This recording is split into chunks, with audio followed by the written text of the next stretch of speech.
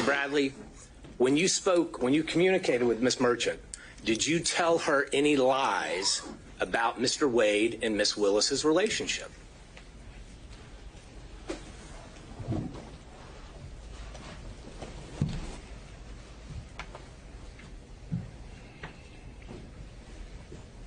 Did I lie to Miss? That's a simple question, Mr. Bradley. You're a lawyer. Did you lie to Miss Merchant when you told her facts about Mr. Wade and Miss Willis's relationship?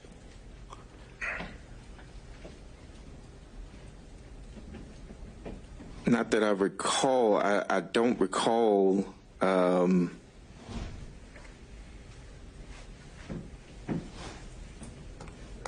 mentioned earlier that I speculated on some things. I've testified to what I did know, so I can't recall whether or not I. All right, guys, welcome to the Really Good Podcast with your host, Bobby Altoff. Today we have Suki with a good coochie. What she said. That is who we have here. Baby, one thing about me is everybody know I'm Suki with a good coochie, so I always make a lot of money. That's amazing. I didn't know that about you. What do you know? That you're a musician. But that's why I'm interviewing you today, so I can get to know you. So I'm a musician. Mm-hmm. What the fuck that mean? Make magic or something? What is musician?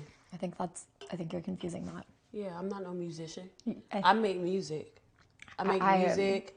And that's not all I do. I make music, I act. I'm a TV star too, a young mogul. Just really quick, I think you're confusing. I'm not confusing nothing because you don't know. You thought that all I was a magician or whatever the fuck you said. See, that's what I think you think I said. No, I said musician, not magician. I don't think, baby. I don't think. What is that? That's ghetto. I don't think. I know. So you think. I didn't say magician, Suki. I said musician.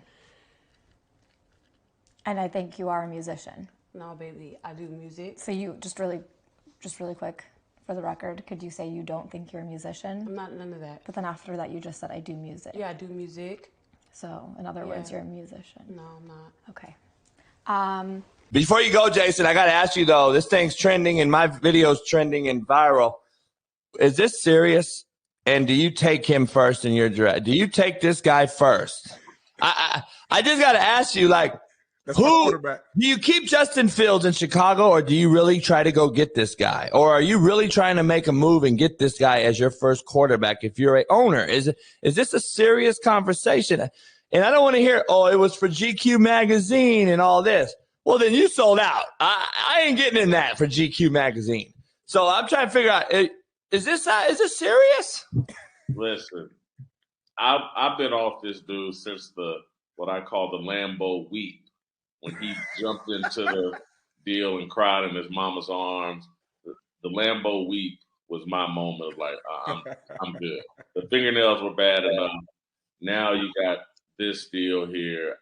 The cats. He got the 3 cats at home with Locke. He said, yeah, I don't like cats. Merrill Hodge came out. I've only watched Caleb Williams 3 games last year, 3 this year. So I'm only halfway done. Okay, the one thing that is clear, he is not special. He is not something unique like a Patrick Mahomes, and I hope the Bears don't think, well, let's try to make up for our mistake when we passed up Patrick Mahomes and go get the Patrick Mahomes. The kid is not Patrick Mahomes, ain't even remotely close to that. So it is unfair to Justin Fields. He has had new coordinator. There's no possible way you can know about your guy when you do that. It's the worst thing that can happen to any player, especially a quarterback. Now, when Justin came out, the one thing that I thought he had just inexperience. He just needed more experience. He lacked that. But what I have seen in Justin Fields, from my evaluation, there's enough growth and hope there that I would not let him go because I see enough there.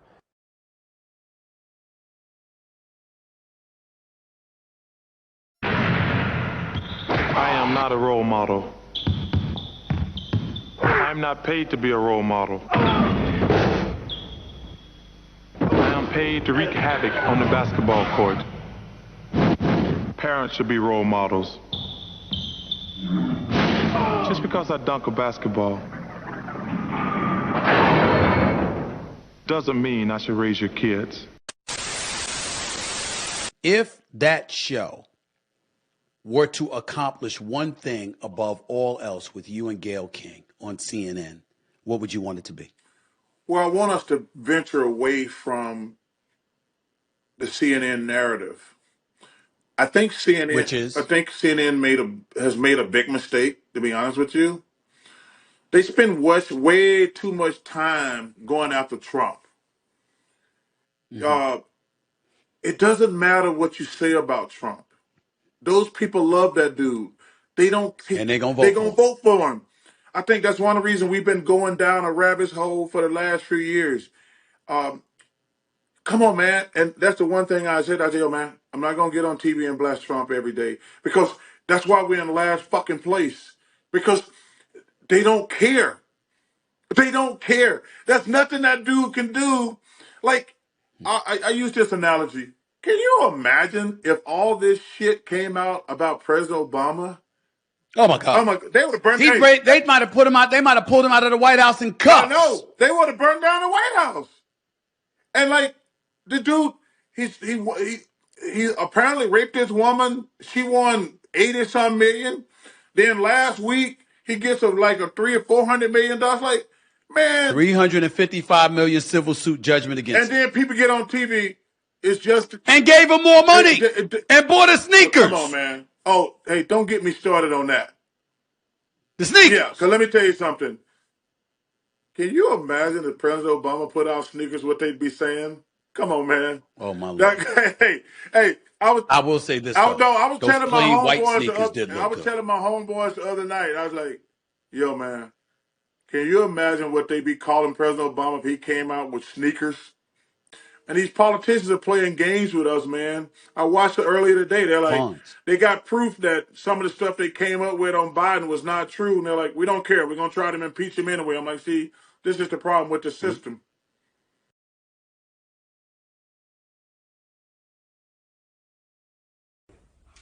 You don't feel like a victim? I was not thrown on the ground and ravished.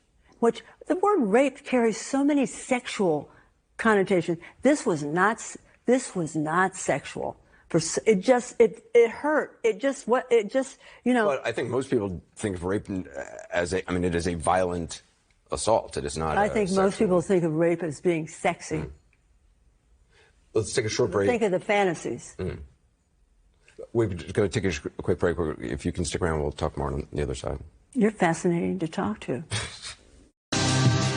MSNBC's Rachel Maddow interviewed E. Jean Carroll on her show this week, who former President Donald Trump is now required to pay $83 million in damages to for defamation.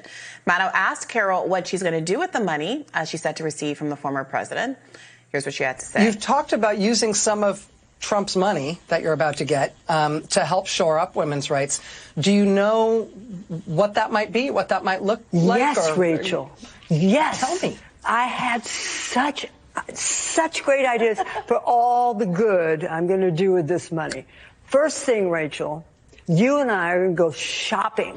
We're going to get completely new wardrobes, new shoes, motorcycle for Crowley, new fishing rod for Robbie. Rachel, what do you want? Penthouse? It's yours, Nothing. Rachel. Penthouse and France? You want France? You want to go fishing in France? No? Oh, all right. But newly discovered evidence from almost 30 years ago offers surprising support for Reid's claim. This came almost out of nowhere. A clip from Larry King Live, the old 9 p.m. show on CNN, features a call from a woman Reid tells reporters is her mother. Watch this. San Luis Obispo, California. Hello. Yes, hello.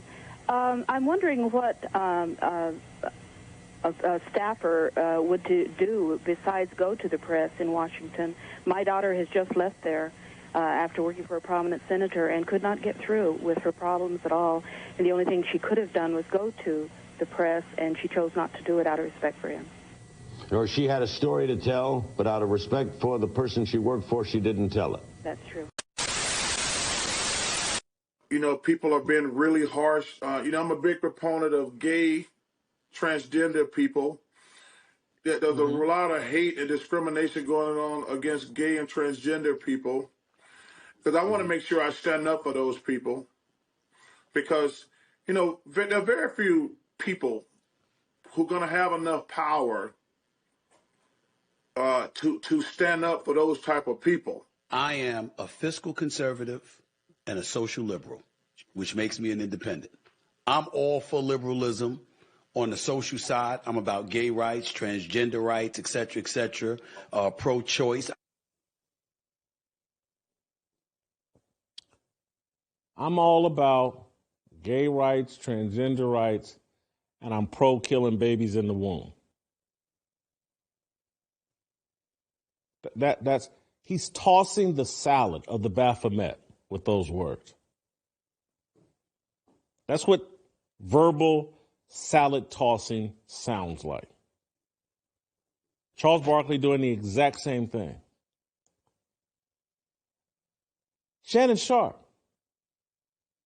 This man, professional football player, yeah, I've known Shannon for a long time.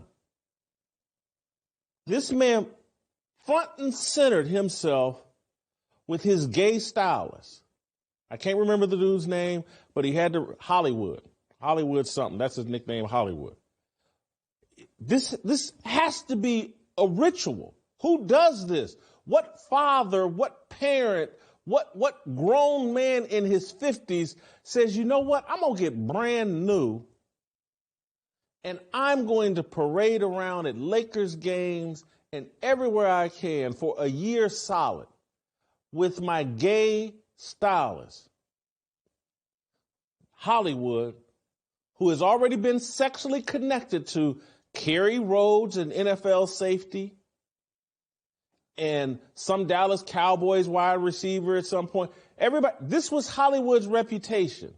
He turned out and turned up with NFL players, and Shannon Sharpe makes it a point on his social media feed and everywhere he can. Lakers games, everywhere. We sitting courtside. We're not sitting up in a suite away from the cameras. We sitting courtside like Jay and Bay. Who does this?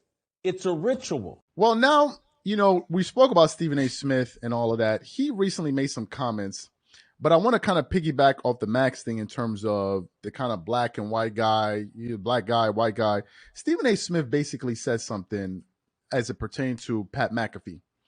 He said, essentially, because he clarified it on his show, he said that Pat McAfee is given certain passes because, number one, he's not expected to take political views and political stances on things to toe the line according to the way Disney sees things. And number two, he said that he's going to get breaks because he's white that I wouldn't get because I'm a black person.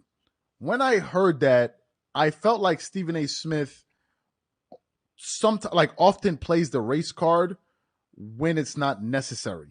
What are your thoughts about him saying that things are harder on him at ESPN because he's black and people kind of overlook things because Pat McAfee is white and no one expects him to answer the tough questions?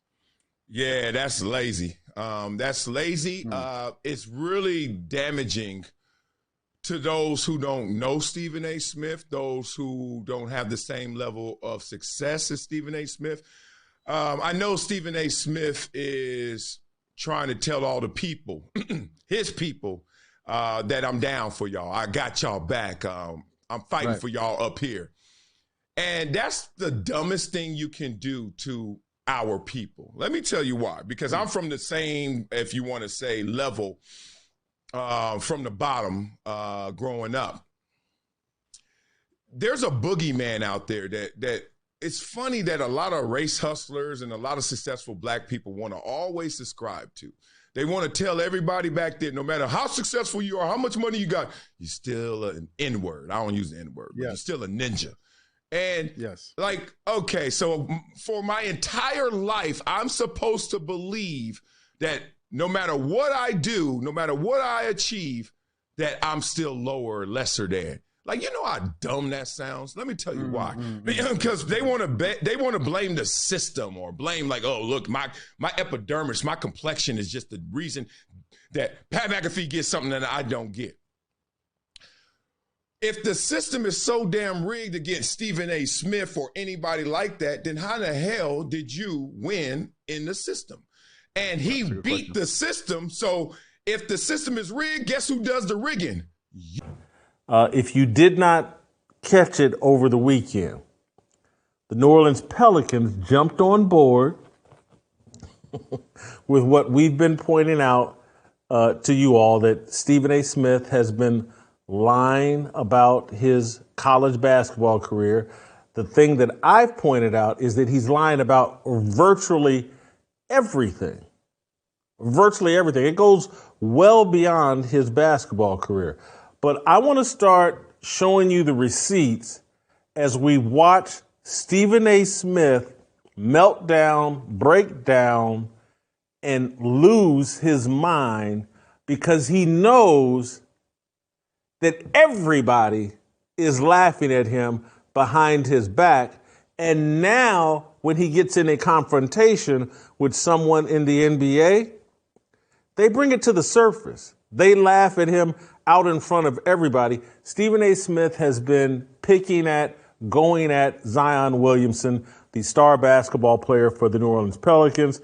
And I want to show you the video that the Pelicans released mocking Stephen A. Smith for his trash talk he's been doing on Zion Williamson. And he's been doing a little fat shaming with Zion Williamson. And the Pelicans have finally had enough. And I believe it was Friday night, they released a video putting Stephen A. Smith on blast. Let's watch. Now, this man was a bona fide scrub. He can't play. No disrespect whatsoever, but I'm sorry to tell everybody the truth. The man cannot play the game of basketball. He has small hands. He can't catch the ball. He's got bad feet. He can't really move, even though he's mobile. Doesn't really know what he's doing. Doesn't have a post move that he puts to memory that he can do 2 times in a row. He has no game whatsoever. Plays no defense. Doesn't have the heart, the passion, or anything that comes with it. You back off a bit. You give a little tough love, and then you back off a bit. You don't just hammer a kid down. How is that going to help Zion by having Stephen A. Smith have his peers and his people seeing him on the news station while somebody talking about, oh, keep him away from a cheeseburger. Keep him away from this. How is that helping you, clown? When we see in your body, you look like a pregnant earthworm Jim. How can you talk about somebody else when you look like a skinny, pregnant earthworm Jim? I don't get it. And shout out to Stephon Marbury. I heard what he said too. I hope this is going to be the start of players stepping up and protecting this NBA cup. This is supposed to be a fraternity. Everybody can't do this shit. Do you know how hard it is to be the last man on a bench? And you got everybody that can't do it talking about it? It doesn't make any sense. Stephen A. tried to shoot a jumper, slip out of bounds, but this guy is the face of talking about basketball in a disparaging way. Like, come on, bro. You are a guest in this house of basketball. I don't care how many times you watch something. If you're a virgin and you keep watching porn and just watching people have sex, that's not going to make you a good in the bed. You got to do it. You got to experience it, you clown. And you can't do nothing. You can't punch. You can't shoot. You can barely damn talk. You just put a bunch of big words together because you think it make you sound smart. But you'll another one and done in your household, or are we going to see him a couple of years at USC? It's up to him. It's up to the kid. Obviously, we're going to go through the whole process. He's still in season now. Has a Pac-12 tournament coming up. And then we're heartbreaker last night. Yeah, heartbreaker last night in overtime. Heartbreaker last night in overtime. We're gonna weigh all options, and we're gonna let the kid make the decision if he wants to. I know it's not financial, so let's. It's definitely not financial. Let's go as James.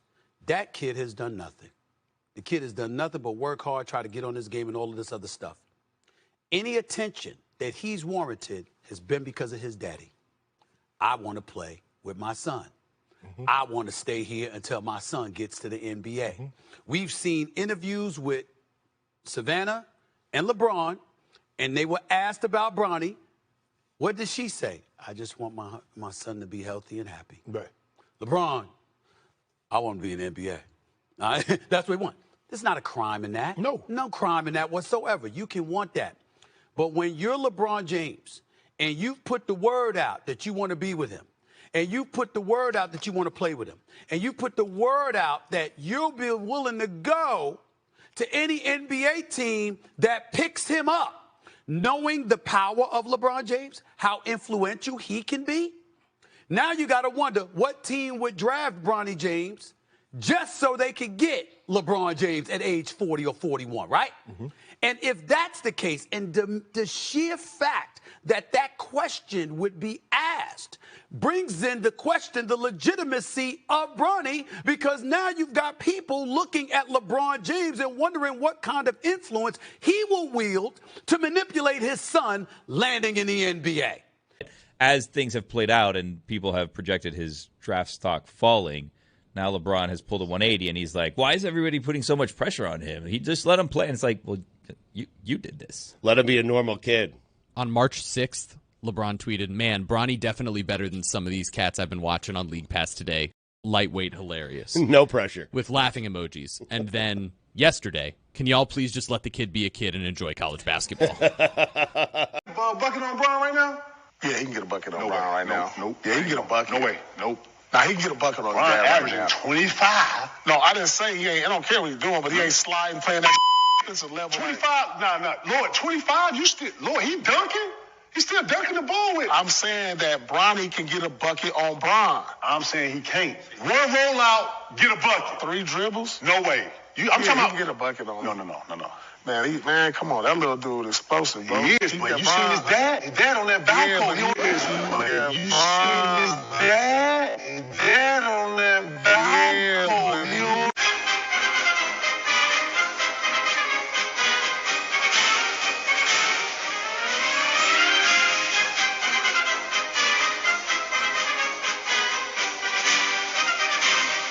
And KG, of course, is not the first to make extremely public allegations about LeBron's, training methods. As former MMA fighter and admitted doper, Chael Sonnen also accused LeBron of not only using performance enhancers, but he went into great detail with it. If the world understood what LeBron did, we have the same drug guy, if you will. I know exactly what he's doing. EPO matters. It's the reason LeBron takes it. It's the king of performance enhancers. Yeah, that is extremely specific. And to this day, there has never been any official or unofficial response, for that matter, from LeBron or his camp. No denial, no legal actions, no demands for a retraction. I don't believe, I don't want to get into a word or sentence feud with. Sonnen, meanwhile, has never been disciplined in any way for making these comments and is still employed by ESPN. LeBron at the time, of course, had taken his talents to South Beach, and in his 4-year stint in Miami, Bron's physique would see some significant changes in terms of some pretty substantial lean muscle growth. It would also be during his tenure with the Heat, coincidentally of course, in 2013, in Miami, where the biogenesis scandal erupted, linking several Major League Baseball players to PEDs, including Alex Rodriguez, Ryan Braun, and Nelson Cruz, among several others. In recently unredacted federal documents pertaining to that case, LeBron James's longtime friend and business manager Ernest Mims, as well as his former personal trainer David Alexander, were both implicated as biogenesis clients. Alexander, by the way, wasn't only LeBron's personal trainer, he also served as LeBron's wife's trainer. Former NBA player Matt Barnes finds himself at the center of controversy yet again. But this time, it's not on the court. It all started when a reporter from the Sacramento Bee, Jason Anderson, wrote an article about an incident involving Barnes at a high school basketball game. During a game between Crespi Carmelite and Harvard Westlake, Barnes, whose twin sons play for Crespi, was caught on video confronting a student announcer named Jack Lancer after a controversial call. The reporter Jason Anderson reported about the incident that happened in a game. Anderson wrote in his article that high school student broadcaster says Matt Barnes threatened to slap the shit out of him. Barnes did not like it and fired back at Anderson, accusing him of only telling one side of the story and neglecting to get to his perspective before publishing the article. Barnes wrote, "You weak assholes are always trying to tell one side of the story." But Anderson argued that he did try to reach out to Barnes before publishing his report, to which Barnes replied, "You reach out after the fact." Another thing that irritated Barnes was the headline that put him in a bad light, even though he had not told his side of the story.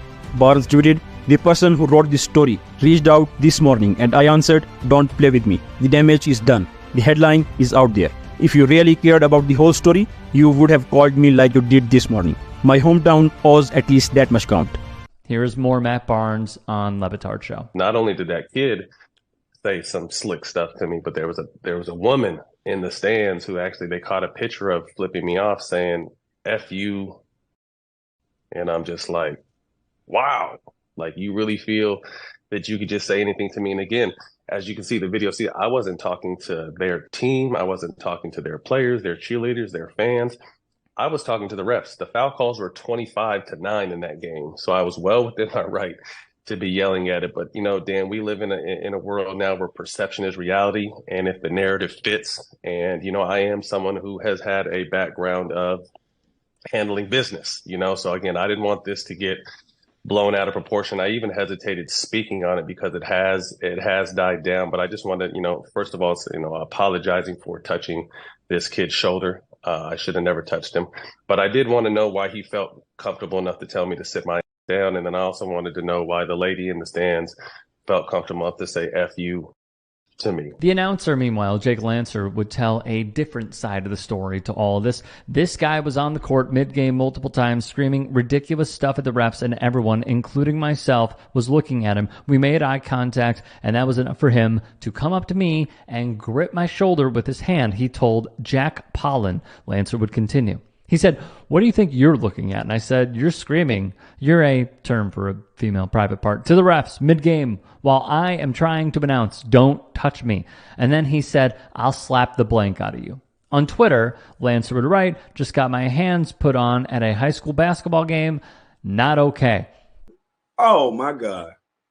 No wonder you angry, boy. You, Becky with the good hair, you is a melting pot of frustration right now. I know it. Nigga like you try to dog scare nigga for no reason. What is wrong with you, boy? Tamper your damn angry ass down. Ain't my fault, nigga. Someone else is opening your door to your house. Derek Fisher done wrecked your truck. I know that make you angry as now you ain't even coaching your kids. The same yo big why you was mad. I'm gonna tell everybody today what you was really mad at. Cause that's a lot of pressure. I wouldn't even go to the fucking game.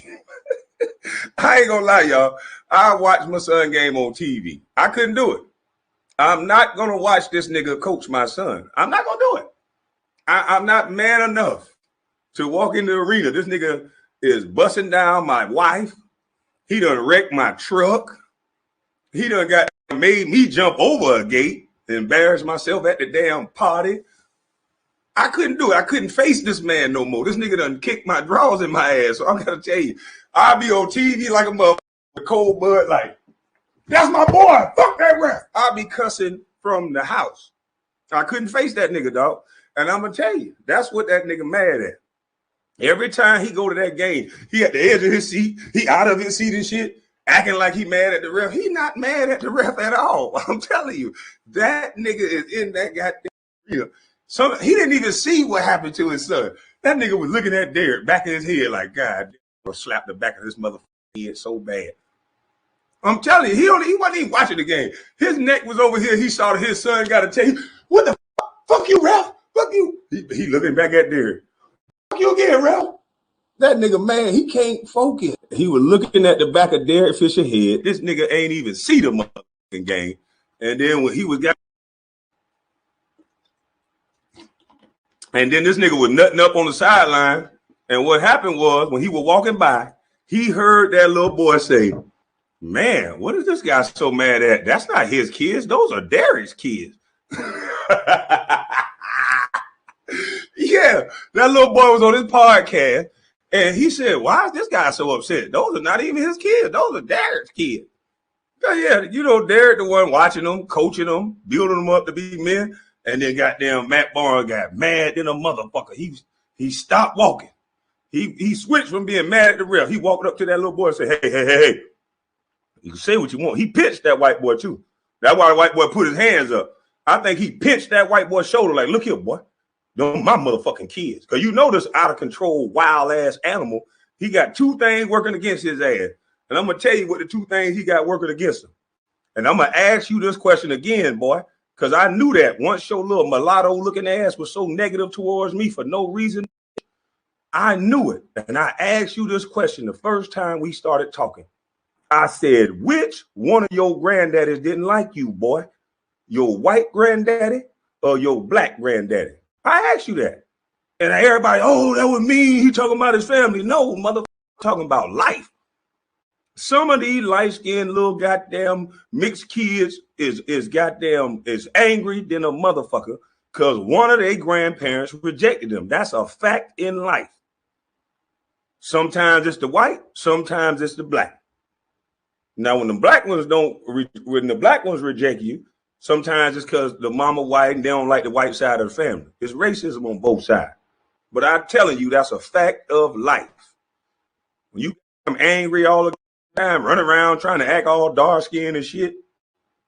I asked this boy from day one, which one of your granddaddies didn't like you, boy?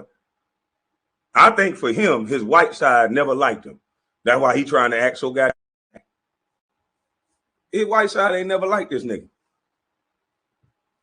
Yeah, that's why he embraced the black side. He got all them black tattoos, all this shit. Always want to act like he want to fight. I like when they started talking about me and saying I was violent and all this shit. I'm like, how, Sway?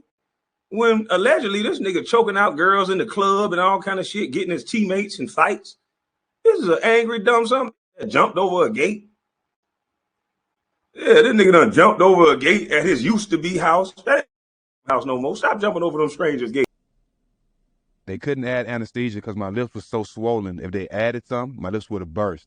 Coming up in the show, Steven Jackson. Coming up in the show, Steven Jackson. Coming up in the show, Steven Jackson. Coming up in the show, Steven Jackson. Coming up at the show, Steven Jackson. And he's uncommonly honest. We've now got a partnership with All the Smoke at Meadowlark Media. And I just want to play for you guys this story, which I think is kind of a crazy story of when it is that Steven Jackson was outside of a strip club firing a gun into the air because a fight had broken out. Listen to this story. As I'm pulling out, Jamal Tinsley is coming out of the club. Some guys are like running behind him. So, hey, if I was selfish, shit ain't me. I could have went on home, could have read about it in the news, whatever. I ain't suspended. I'm good. I got my job. I could have easily been that guy, Dan. That ain't in me. If a fight's about to break out and guys are surrounding you to the point where you'll get surrounded by guys, you got to you got to do something quick or you're going to get punched from behind and you getting stumped out. You know what I'm saying? Because somebody's going to hit you. You ain't going to know where it's coming from. So before that happens, I let off a couple shots to get everybody away from us. Bow, bow. Because I see that there's more guys around JT than, that's coming towards out the door. So as I do that, security grabs me. He's like, man, get out of here. Get in your car, get out of here. After the shots go off. And as he pushed me to my car, I instantly hear a car skirting out a parking lot. I mean, out a parking spot. And I turn around and I see the car. So the parking lot's small. So me being in my right mind and not being inebriated in no type of way, I see the car. I can't get out the way. He coming too fast. He darted out and he got up to about 40, 45 miles per hour in the parking lot. So I see him coming. I know I can't get out the way. So me being in my right mind, which I'm glad I was, I jumped. When the car got close to him, I turned and I jumped to where my back hit the hood.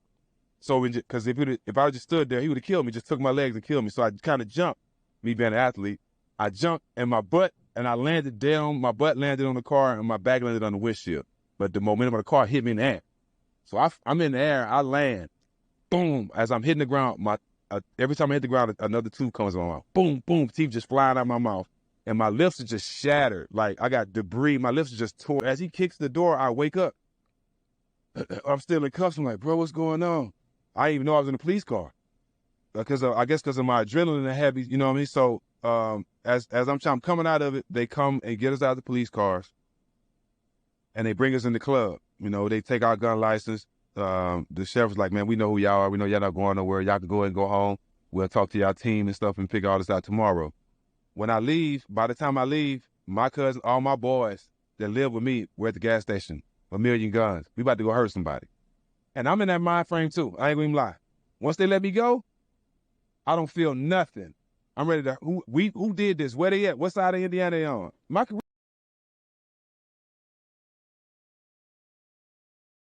A lot of y'all be an old block pulling up, taking pictures. Where we at? Tell them how they coming. We in the middle of it. What do you mean, nigga? Y'all pull up and take pictures and y'all not allowed to. They sneak. And one thing about it, if you're a real one, you don't mind checking in. Checking in. What'd you say? I check in with the real one. That's why I'm in the middle of old block. Where you at? You see the hoop? Where you at? I'm in the middle of old block. Listen, man. Where the people's be, you know what I'm saying? Where the real people's be, man. Shit you can't pay for. No rap cap. Shit you can't pay for. You mean? We really out here. Old block. Chi-Town. Rest in peace, King Vaughn. We in the middle of old block, ain't we? Well, I don't know why you'd want to move out of big cities, actually. I had just seen this video here. I wanted to watch this from, this is NYPD. If we can bring this up on the screen, Brian. You know, things are actually doing well in New York. Things have gotten cheaper. They're so cheap, they're actually free. Here's a videotape of $51,000 of Gucci merchandise being donated to a nonprofit for young scholars and unruly teens. Check this out. Go ahead, Anthony. What do we see going on here? Can you tell us the beautiful culture that we're seeing? Well, yeah, this displayed? has been set up through the city, obviously taxpayer funded, and it's a place where young future scholars and doctors and astronauts and airline pilots can get the materials they need to then trade it in for food for their children and a roof over their head and things they drastically need and cannot get in this systemically racist country. The video starts with the City Pup employees telling a woman that she must leave. What is wrong with you? What is wrong with you? What is wrong with you? When she notices someone's recording, she hits the phone. After she turns, she approaches a tourist from Texas and slaps her so hard. Oh my God. The woman's head flies back, but the woman isn't done. At the door, she spits in the direction of her victim. It's just nuts. I was just like, what the heck? Like, I was just like, that's insane. Emilio Ortez is a witness and manager of the Chelsea Dog Store. He's also the person who shot that video. We saw two detectives working this case this afternoon. Emilio told them what he told us. Her hitting that woman in the face and like walking out like she had nothing to do with it. That was that lady's first time in New York too. And so it's like first day she's visiting New York and to get assaulted by some random person. Ortez says on Saturday the pet shop was packed, and before his camera started rolling, it was a regular day, people admiring the dogs. Then all of a sudden, the now wanted woman started kicking the kennels. The dogs were startled but unharmed. It was the tourist that was badly injured. That slap to her face left her with a bloody nose and lots of facial swelling. And now people who've seen that video are trying to help the cops find the attacker. You want somebody like that to be apprehended so that they don't go around hurting more random people for no reason. We are moving the needle forward. Is there more to do? You're darn right there is. But this committed team is getting it done. Look at this team, folks. Look at this team. Look at my deputy mayors. First Deputy Mayor Sheena Wright. Deputy Mayor, stand up. They need to see you. Deputy Mayor Williams Ison. Deputy Mayor Mira Josie. Deputy Mayor Almazar. Deputy Mayor Maria Torres Springer. Have you ever seen this much chocolate leading the city of New York? And then go down the line. Look who's here. This is representative of the city. That's why people are hating on me. You trying to figure out why they're hating on me? They're hating on me because how many of you go to church? Ma'am, this is a Matthew 21:12 moment. Jesus walked in the temple. He saw them doing wrong in the temple. He did what? He turned the table over. I went to City Hall to turn the table over. First woman police commissioner of color. First Spanish-speaking police commissioner. First Spanish-speaking correction commissioner. Go through the line of what we're doing. In 2 years. That's right. Because that's how we do it when you're from Brownsville. And so I know that many of you may stand around and say, well, you know what, Eric, we don't like this, we don't like that, we don't. I got it. That's the same thing they did to David Dinkins. It took us 30 years after what they did to David Dinkins. And who did we get after David Dinkins? Giuliani. It was a setup for a setback. That's what it was. And you know what happened with David Dinkins?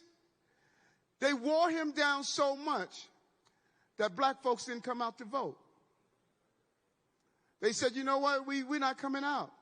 They just beat him and wore him down over and over and over again. David Dinkins was the one that passed the legislation for safe cities, safe streets that allowed us to get the resources we needed to bring down crime in our city. And who benefited from it? Giuliani. So here we are in the place of my birth. People can say what they want, but you have a mayor from Brownsville. Never ran and never will. So why don't we start answering the questions of the people? So table one, Pastor, if you could. You ready, man? All right. How are you, ma'am? You got talking to the mic so everybody Good can hear you. evening. We would like an update on the Brownsville Recreation Center. When would the construction be completed? What was once a gym in our community is now an eyesore, and we want our oasis back. Right. And listen, I used to hang out in that center. I know it well. And let's be clear. Let's be clear. We put the money in to do it. In the midst of doing it, there was a structural problem. So it's not that we said we're not doing it, but there was a structural problem. And I'm not going to put our young people in a place where they could be endangered in any way. Do we have an update on it, Sue? Yes. Yes. Thank you, Mr. Mayor. They gave you a big applause when they introduced you. Yeah, I know. Pause. I know. And I should have anticipated the question. I love the T-shirt. Thank you. We know that it's a beloved community center. And when the first deputy mayor talked about visiting Brownsville, she came to the Brownsville Recreation Center, the Golden Age Center. I want to also, just while I'm here, call out Jerry Childs, who runs the center for us. Such a great...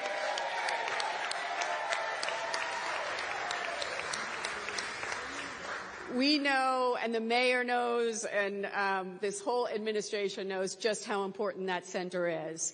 As the mayor said, we began a project there. We have encountered structural problems. We have water infiltration in the building. What we did was we paused construction. We brought in someone to do a series of probes. We know that Golden Age Center is so important. We've looked at that thoroughly. The good news is that's completely safe, and it's safe for public use, and we're going to continue to operate, but we do need to figure out next steps in terms of the rest of the center and how we're going to deal with the impacts of what we've found there. We had Lisa Kenner.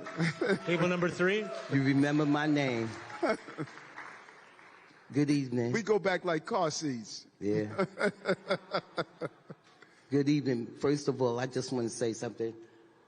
Brought some young men from Van Dyke so they can see you, so they can see themselves. I love it, love it, love it, love it. Stand up, stand up, stand up. Stand up. Look at them. Love that. And I have to give a shout out to the men, that the coaches.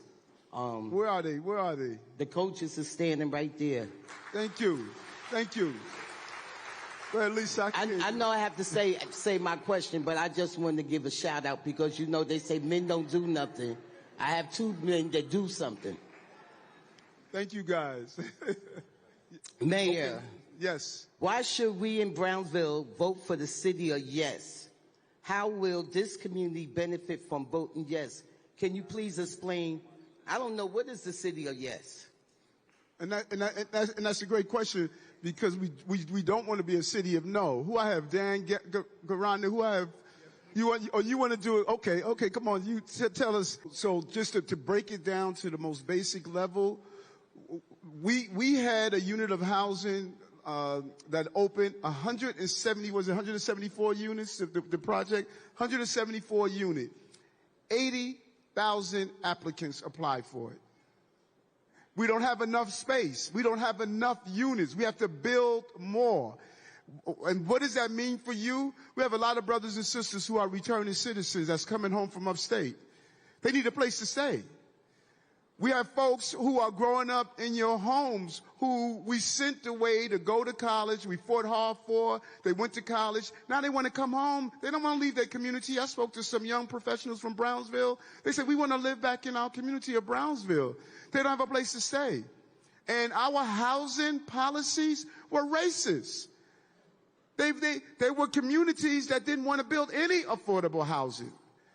You couldn't go into these communities. And so we're saying now we're going to build a small amount. Everyone, it is all of our responsibilities to have affordable housing. You should be able to live anywhere in this city at an affordable rate. You should not be relegated to just certain communities, certain neighborhoods, or certain blocks. This is a bold move that we're changing those racist 60 housing rules that basically told you you couldn't live anywhere in this city. We're saying no to that. City of yes, because we no longer want to constantly have people tell us no when we want to live somewhere in the city. This is a bold move. We got to make it happen.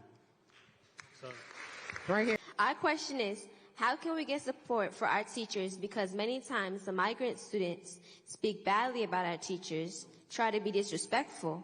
So what can you give our schools? What can you give our schools to fix the language barrier? I love that. So I'm going to have Danica. Can you touch on that? But after she touches on that, I want you to think, and I want you to give us some recommendations, because you know what people are doing wrong. So she's going to talk on it overall, but I want you to tell me, Mayor, this is what we need to be doing. Okay? First off, Destiny, Kaya, Christian, and Vanessa, shout out to you for representing your school community and for bringing something forward that is most important to you. Thank you for your leadership. I just have to say that to you four. Yes, so in Brownsville, you have received about 1,400 migrant students in the community. And before this convening started, I had an opportunity to speak to your superintendent, Dr. Kirkland, who we also have to shout out, about the influx of asylum seekers in the community and how it's impacting the school community. And one of the things that we spoke about is we know exactly where the students are in schools, which schools in your community, and we are deploying additional support and services to those school communities. We are putting our money where our mouth is, and we are sending money to your school so that you can hire additional teachers, your school can get additional programs in order to support the students in the community.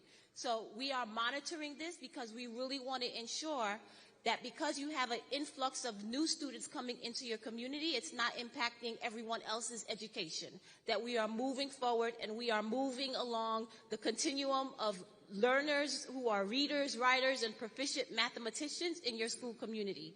So know that we are monitoring this. We are in constant conversation with your superintendent. We're monitoring the numbers to ensure that you are getting the supports that you need. And so I want to drill down and Commissioner Howard, because we did youth town halls, and that was not one of the topics that came up. So I really appreciate the topic. So we need to think about how do, as these young ladies are saying, here you have the students saying, how do we support our teachers? And so somehow we need to close that gap that they're talking about. So what are some of the ideas that we could do either going back, doing some youth town halls, doing some communications with teachers and students, because she said they've been disrespectful to the teachers, they've been discourteous to the teachers. You know, give me some of your, what's your thought? So one of the things that we're doing, and in partnership with public schools, is with the Work, Learn, and Grow program, which we got a 7,000 this year for juniors and high school students, is we created a peer navigator program. We have identified certain schools with a large influx of migrants and asylum seekers, and we're taking young people who speak the language to act as mediators to deal with that conflict. I don't know if you've seen this, but Lord have mercy, they've established a task force for hip hop. They're going to unlock the power of hip hop on the American public and use it as a political tool. This is so incredible. Let's watch Jamal Bowman and these other clowns talk about the power of hip hop. Hip hop is not just music. It's not just an art form.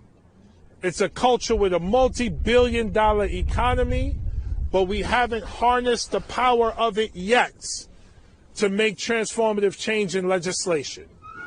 The Black Music Action Coalition is an advocacy organization that's committed to utilizing the cultural capital of Black music to influence the music industry and greater society on the issues of racial justice and equity through policy, philanthropic, and educational initiatives.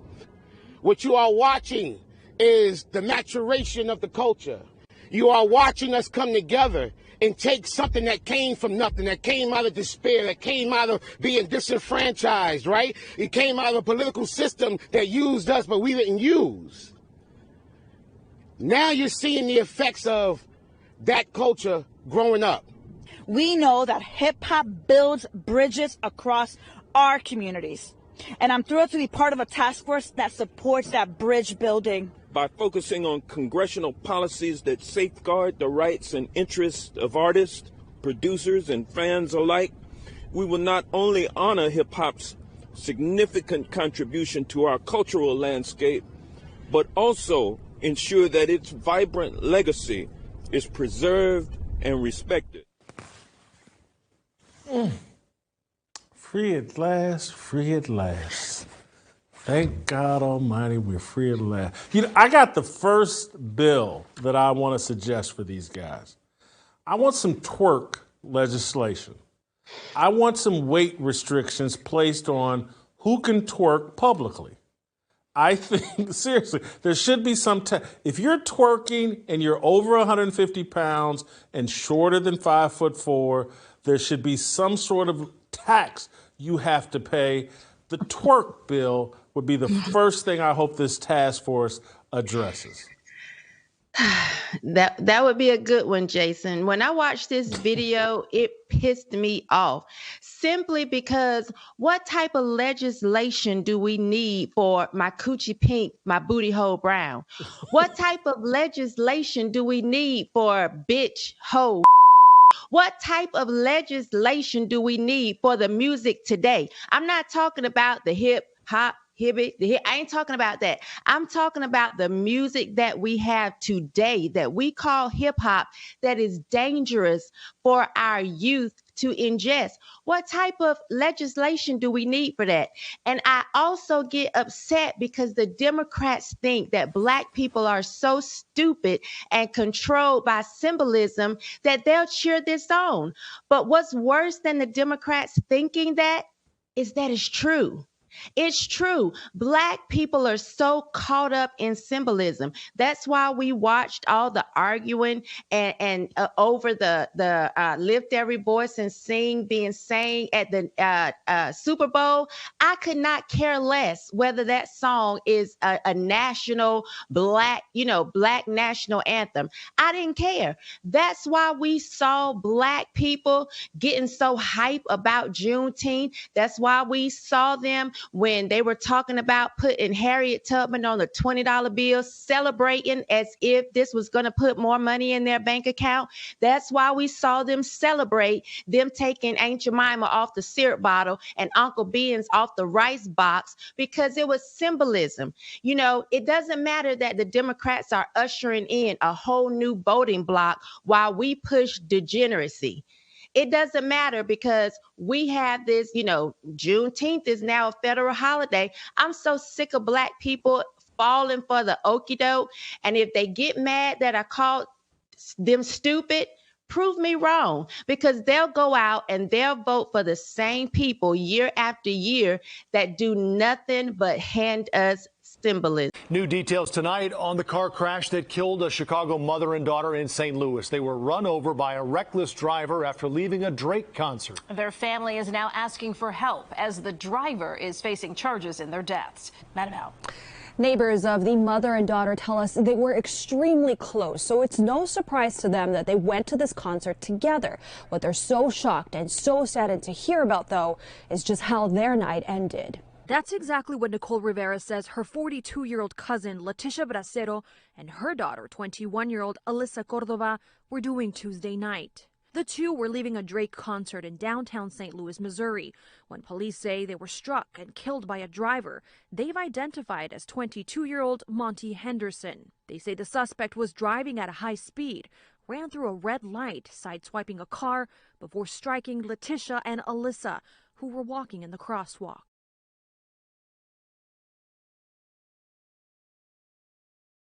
And is out on bond after being charged with manslaughter. He is accused of killing a mother and daughter from Chicago who were in town to see Drake. 22-year-old Monty Henderson was released today, just days after the horrific car crash downtown. Our Justina Coronel spoke to advocates who want to see change in their city.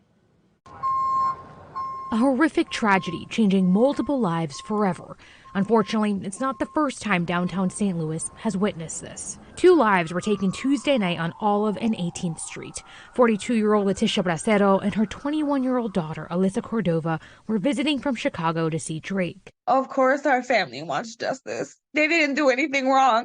They were just minding their business, trying to enjoy life. 22-year-old Monty Henderson was charged with involuntary manslaughter and armed criminal action.